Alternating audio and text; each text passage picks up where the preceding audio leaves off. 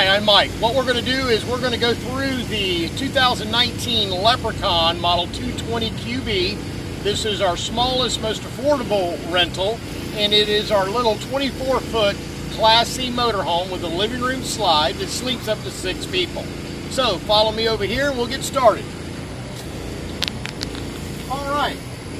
The first thing we have outside here, of course, is a non-storage compartment. This is your outside entertainment center. You have a television, which I have a remote inside. I'll show you where we keep those in a moment. Also, too, you have a stereo that is also a DVD and CD player.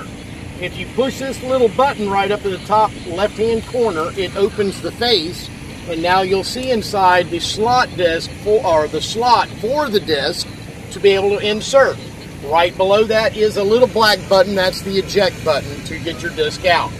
Also, too, on the stereo, if you open this little window, you have the hookups for auxiliary cords coming off your phone. Plus, it has an HDMI hookup.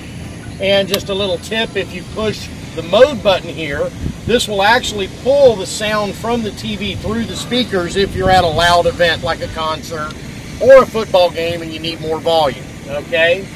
And also, too, the mute button is the on-off. So to turn it off and on, we push the mute to make it go away. Other than that, that's pretty much it for the outside entertainment center. Directly down below is the LP compartment. That's the one that has the danger sticker on it. The only reason I'm showing this to you is because it does have a shutoff valve right here. And other than that, you'll always get the RV with a full tank of LP, and that's just where it's located, just so you know. All right, we're going to slide back here to the outside outlet. This is a 110 outlet. Just like inside the RV, all of these outlets will only function while you're plugged in at a campground or if you have the generator running, okay? Now, we're going to slide back here to the main storage compartment. And as you can see, it's huge. Basically, you got a tiny home. We recommend that you keep most of your belongings back here so you don't clutter yourself inside with your belongings. Inside also, too, you'll notice a spare tire. There is no jack. They stopped putting jacks in RVs about 15 years ago. They don't want you changing the tire on the highway. Call Ford with the roadside assistance number that we give you if you were to occur a flat, and they come change the tire for you, okay? What we're going to talk about now is the manual awning, okay? Inside the compartment here, we will take out what's called our awning rod. And basically, I'll just hold this in hand for the time being. Now, when you go to lower the awning, what you have is you have a front arm and a rear arm. What we want to do is we want to start at one of the two arms. Either one doesn't matter. But you grab it and squeeze so you can unlock the travel lock. Right down below on the back side is a little tension knob. We just want to loosen that, okay? Now we'll do the same thing to the front arm. So we're going to walk to the front and we're going to squeeze to unlock the travel lock. And from there we again loosen the tension knob. Now that I have my awning rod in hand, basically we're going to reach up here to the lock mechanism and we're going to pull it down to the roll down position. Okay? And from that point, we're going to walk straight over here with our awning rod, grab the awning strap, and pull the awning all the way out.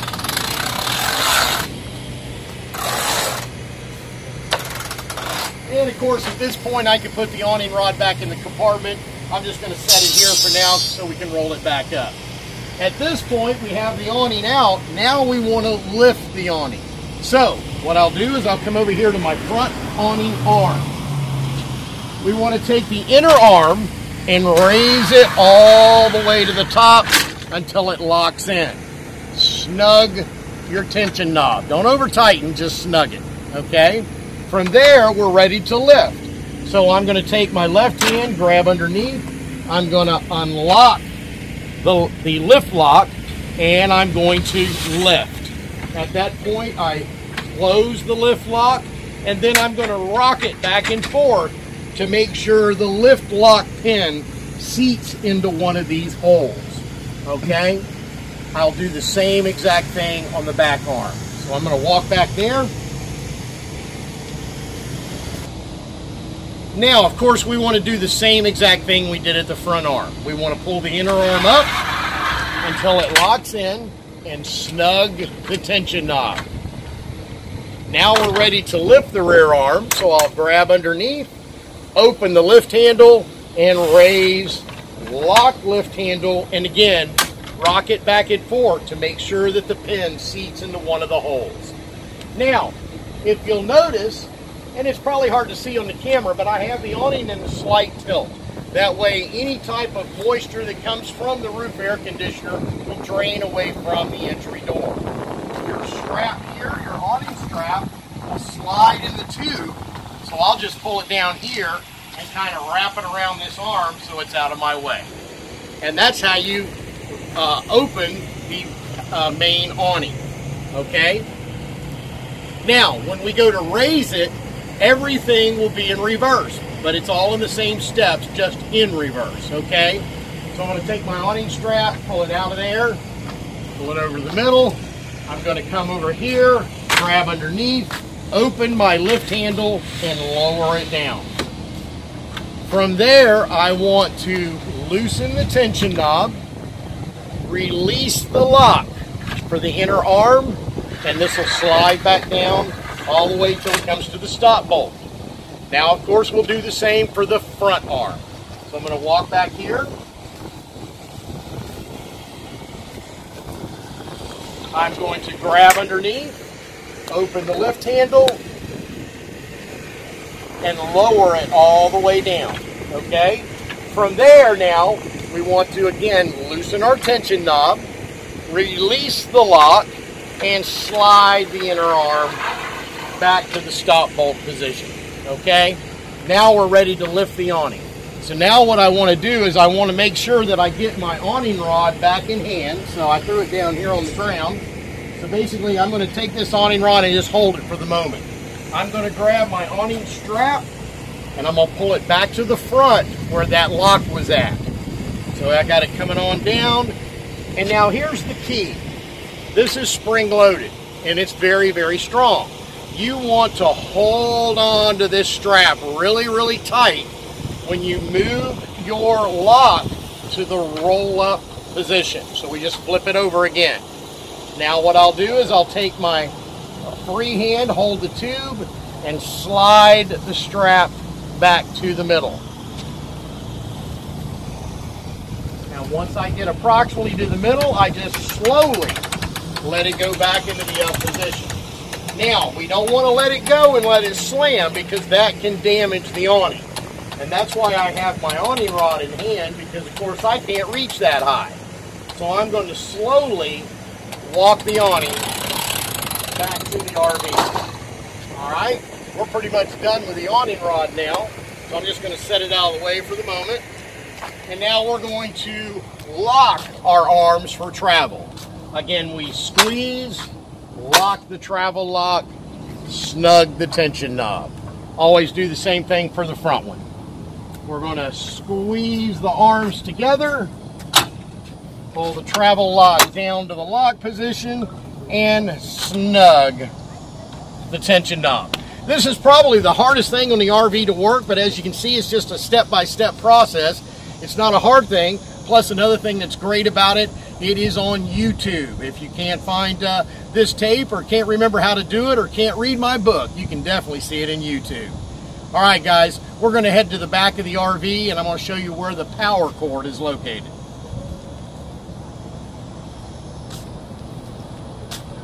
On this model, the power cord is on the rear wall, okay? So inside this door is where the rest of the power cord is at, and we're plugged into power just like you'll be at a campground. Of course, when we're done with the show, we're going to take this cord, unplug it, we're going to stuff it in this compartment and shut the door again. All right? And as you can see, it has a little flap opening there so you can close the door while you're camping. All right? All right, now that we're done with the power cord show, what we're going to do now is show you how to dump the holding tanks. Of course, once you're at a campground, most all of your campgrounds have dump stations at the individual site. And while you're at the campground, I recommend that you do hook up the sewer hose, but of course you'll leave the handles closed. You do want to keep the handles closed because you want those tanks to be able to fill and stay liquid, especially in the black tank. Black tank is your toilet water. Gray tank is your sink and shower water. Black is the one we'll always dump first, and then we close it. The gray after that to clean and flush the hose out. The sink, shower, soapy water is what cleans the sewer hose out. So when we're ready to hook up, what we're going to do is we're going to take the end cap off of the bumper. And as you see, there's our sewer hose. I'm going to take this completely out of the bumper. And we are going to attach it right down here where this black sticker is at. Now, underneath, you'll notice there's a cap. We're going to twist this cap off and just let it dangle. And as you can see on your sewer hose, it has the two hooks with the two eyelets, and we just attach it the same way we took off the travel cap. Now, this end of the hose is what is going to go into the ground, okay? And of course, our sewer hose is already attached. In the compartment up here, where we keep your water hose and cable cord, is a little red cone. This cone attaches to the elbow on the end of the sewer hose. And so now when you put this into the ground, we have a closed seal system. Your dump sewer hole will be just like about that big, and this will fit right into that hole. Now, from there, when you are ready to empty the tank, we will come back down here to the valves, and you'll notice we have a black valve and a gray valve. Always open the black valve first. No twist, no unlock, just a straight pull. Let it completely stop draining, close it off, then pull the gray. The gray again is the sink, soapy shower water, and that's what's going to clean and flush the hose out. Once it's done, close it off, you're done. If both tanks are all the way full, it'll take all of about 40 seconds to empty both tanks. It'll be very quick, okay? Other than that, when you're ready to leave, of course, we disconnect the sewer hose, put the travel cap on, take our cone out, and store it back into the rear bumper. All right? And of course, if you forget anything, it is in our book.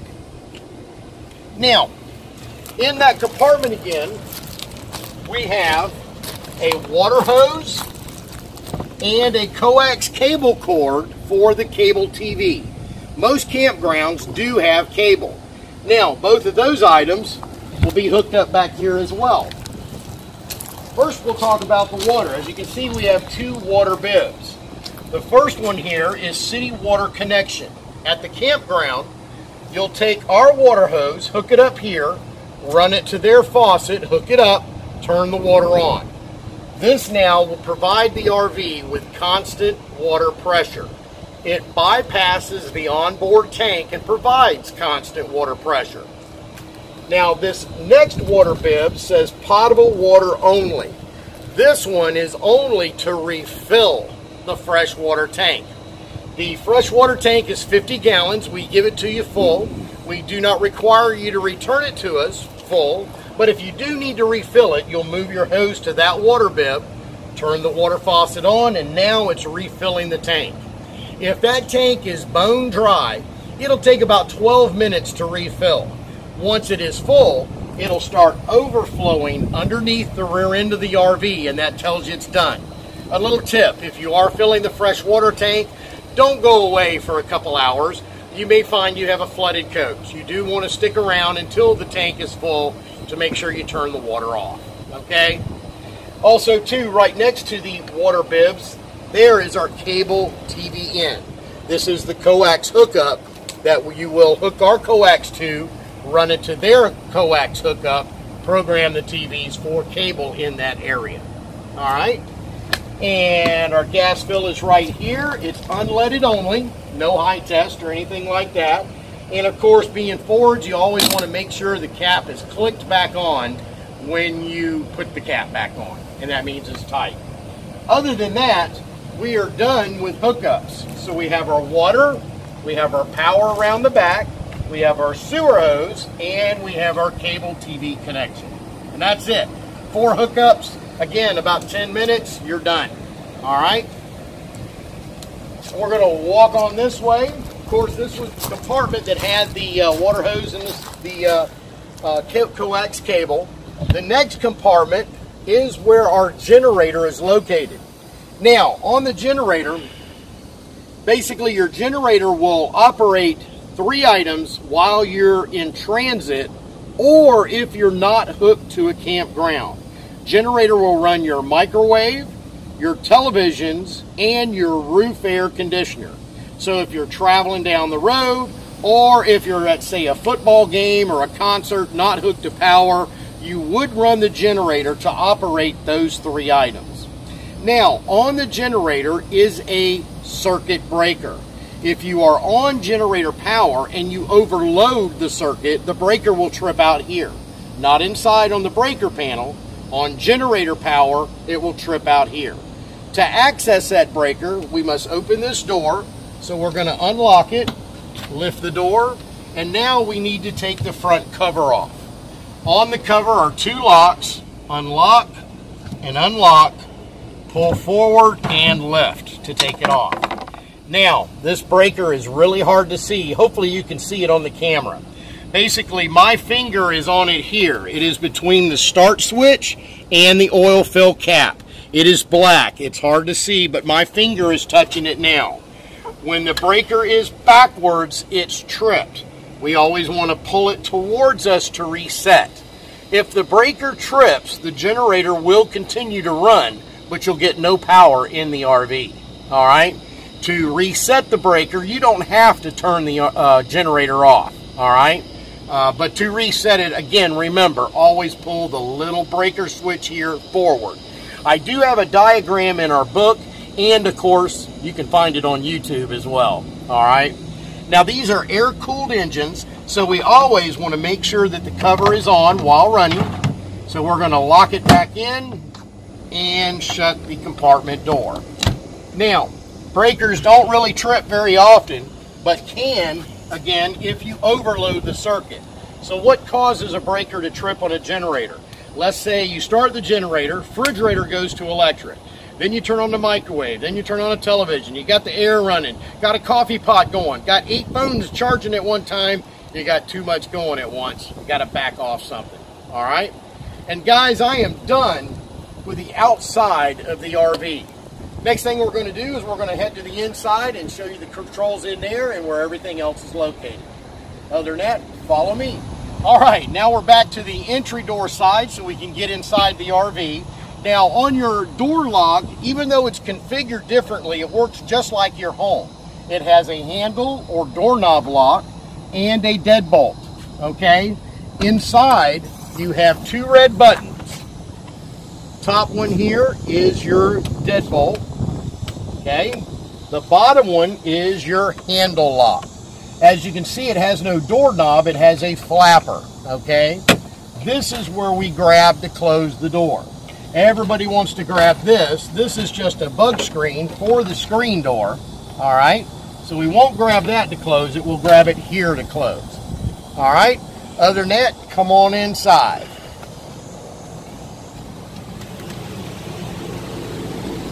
All right, now on this model, right by the entry door is our main monitor control panel center, okay?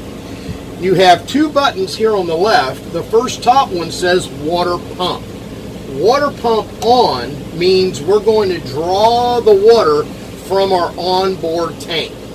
When we're at a campground, we're not using the onboard tank, so we could turn it off at that time. I'm not hooked to water, so I'm going to go ahead and keep it on. Even though I'm plugged in, I'm going to use the water from the RV itself. Directly below that is water heater. Now, the water heater you will turn on once you get to the campground. The good thing is when you do turn it on, in 15 minutes, you'll have 140 degrees scalding hot water. When it reaches temperature, it shuts down on its own. It's thermostat controlled, so you do not have to keep playing with the water heater on and off. Once I get to the campground or to my campsite, I will turn it on, walk away, forget about it, okay? When I'm traveling, though, I do turn it off. The highway wind speeds tends to blow out the flame. It keeps trying to relight itself. It's just a waste. Water pump I'll keep on for travel. That way I have water pressure while I'm traveling. But at the campground, I'll turn it off. So, traveling, water pump on, water heater off. At the campground, hooked to water, I'll turn water pump off, water heater on. All right? Now, on this model, again, we have a living room slide. As you'll notice here, slide room in, out. To run the slide room out, we must have the engine off. Key must be off, engine must be off for the slide room to function. And then to get the slide room out, we hold the button. And away she goes.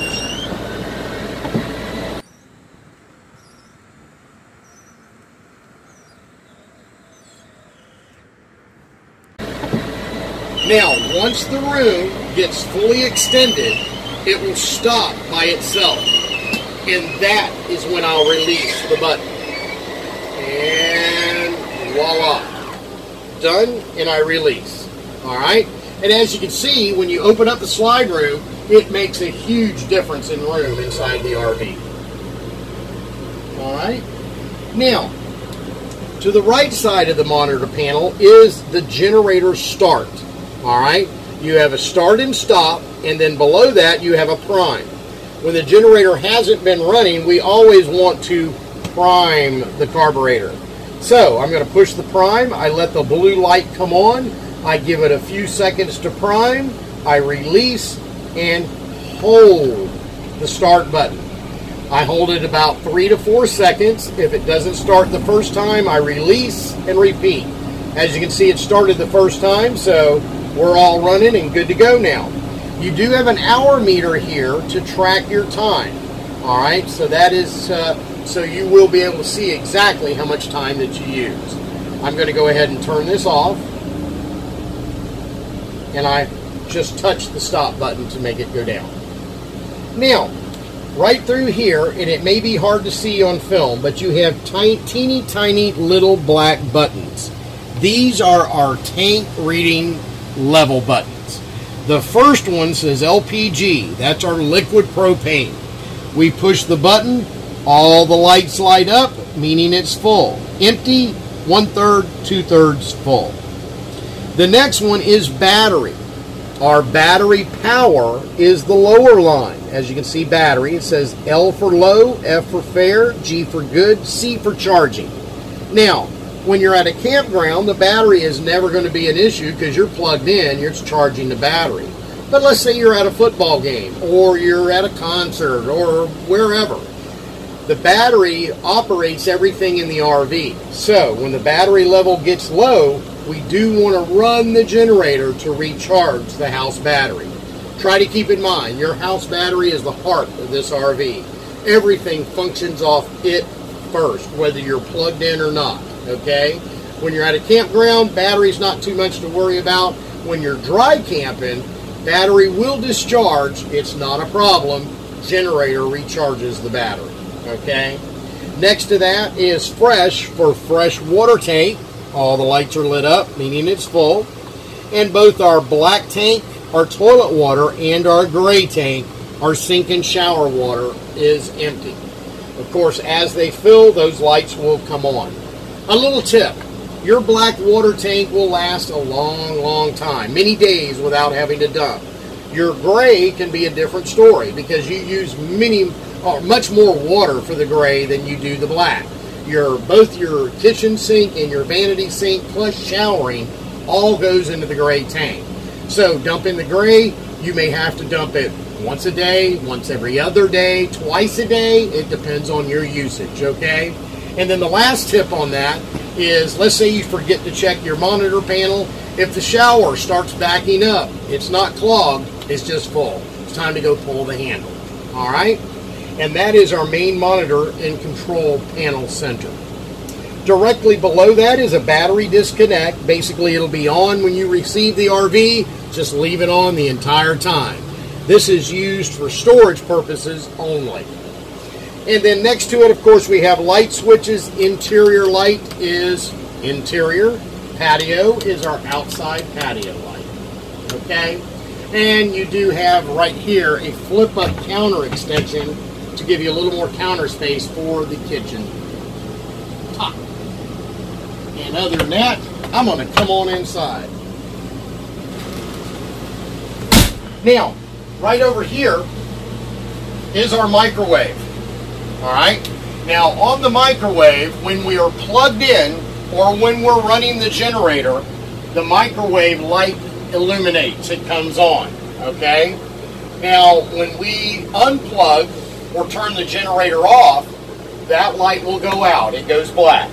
That means we now have no power to our microwave, we have no power to our roof air, and we have no power to our televisions. So, again, you must be plugged in or running the generator for those three items to function. Okay? Now, directly below the microwave, you have a light and an exhaust fan for cooking. Your stovetop is gas.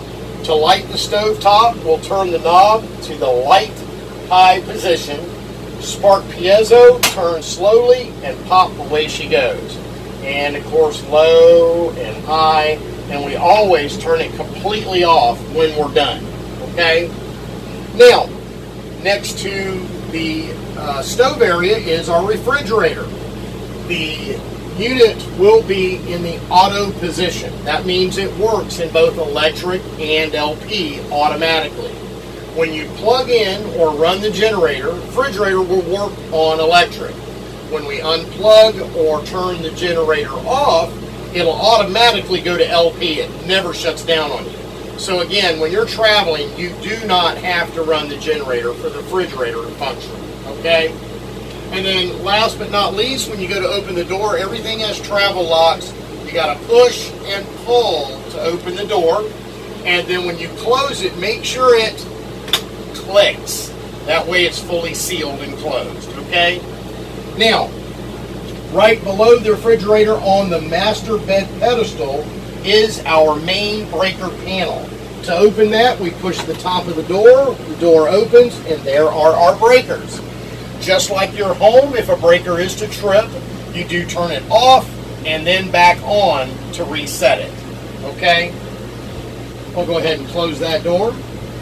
Now, you can't see it from over there, but right around the corner on the bed pedestal as well is the carbon monoxide LP detector. Okay? That is there for your safety. Also, too, a little tip about that is it is very odor sensitive. If you spray aerosol cans like hairspray or Lysol, that will set it off. Heavy smoking odors, it picks up just about every odor there is known to man, but it is for carbon monoxide and LP. If the alarm goes off, it is very loud. Okay. Also, too, low batteries makes it go off. So if you're dry camping and this thing goes off, check your batteries. More than likely, you've got low battery power. Okay? Now, if I can get you on this model to come up here, I'm going to have you stand right here at the edge of the bed. Because, all right, we're going to talk about the roof air thermostat. This also operates the furnace as well. Now, the light is off, meaning that this thermostat is asleep. So the mode button is what wakes it up and changes the settings. So I'm going to touch mode. The light comes on. It's now awake. The arrows are what changes the temperature. Okay? Now, if you can see it on here, we have a snowflake that says cool. So that means we're running on AC. To turn it off or change the settings, we touch the mode. So I'm going to touch mode. It's going to go from cool to furnace. Furnace is our main heat. All right. I'm going to hit mode one more time, and it goes to heat pump. heat pump is a heater inside the air conditioner. The furnace is your main hot heat. The heat pump for the air conditioner is a mild heat, okay? Now, to turn it off, it's just one more time of mode, and the screen goes blank. We're in the off position, all right? Now, here's the important part. When you do turn it on, after you wake it up, hit mode, it goes to fan mode. Right now, it says automatic, auto, just like your home. I recommend you run it on that. It does have an option to change to high or low fan speed. Here's the problem, especially in the winter. If you run it in high or low, the roof air fan stays on all the time. So once you drop this to furnace, what you'll have is the roof air fan on, blowing cold air, and you'll have the furnace on the bottom blowing hot air. It's not really what we want. So we always want to make sure that we have our setting in auto, and then proceed to either cool, furnace, or heat pump. All right? And that is the roof AC furnace thermostat. Next to the thermostat, of course, we do have some phone chargers back here for you, a 12-volt outlet, and, of course, a 110 outlet. Light switch here. You have some more map reading lights above the bed, and it does have a flip-up table. All right, and that's it for the master in this model. What we're going to do is we're going to head to the restroom, and I'm going to open the door, step inside, and we have a light switch on the wall. We do have an exhaust fan here. You'll crank open the lid, push the button for exhaust. All right. In the shower, on all RVs, we do have an on-off switch to conserve water and tank space. And this model comes with a shower curtain. We have our vanity sink, a GFI outlet. That is a breaker.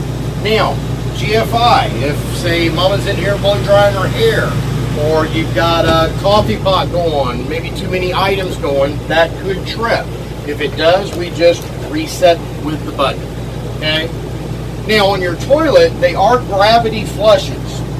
After you use the restroom, slightly push the foot pedal to add water to the bowl.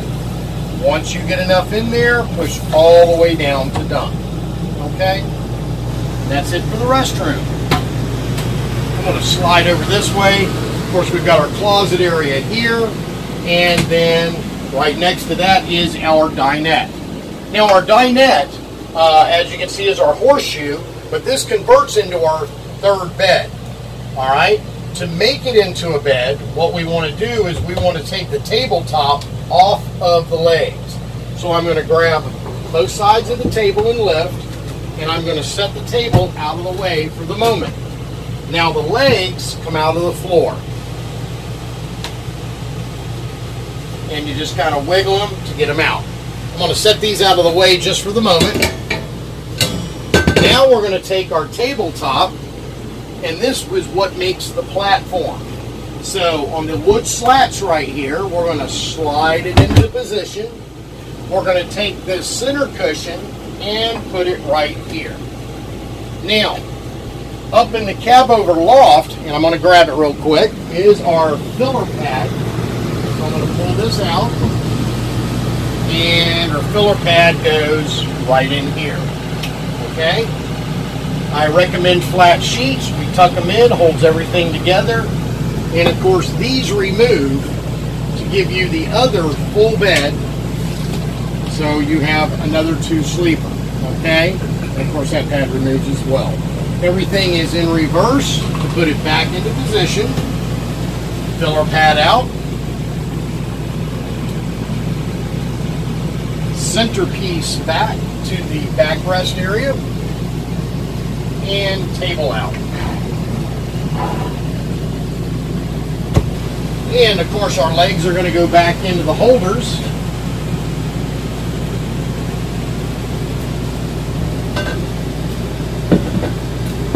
And our tabletop flops right back on into the two holders.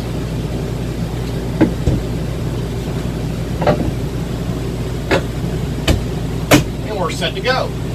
And then our third area is the cab over loft. This is a queen bed as well. This piece fits into the opening here. All right. You have your black anti-rollout net that clicks in up here so nobody can fall out while they're sleeping. And that clicks in up there as well. All right. You also have a privacy curtain right here that will attach to these Velcro tabs and hang straight down here so nobody can see in. Our ladder, which is in the storage position at the moment, just detaches from here and hooks right in here to get up and down. And the kids love the Loft. All right? And of course, when we're traveling, we always put our ladder back in its spot and we snap it into place.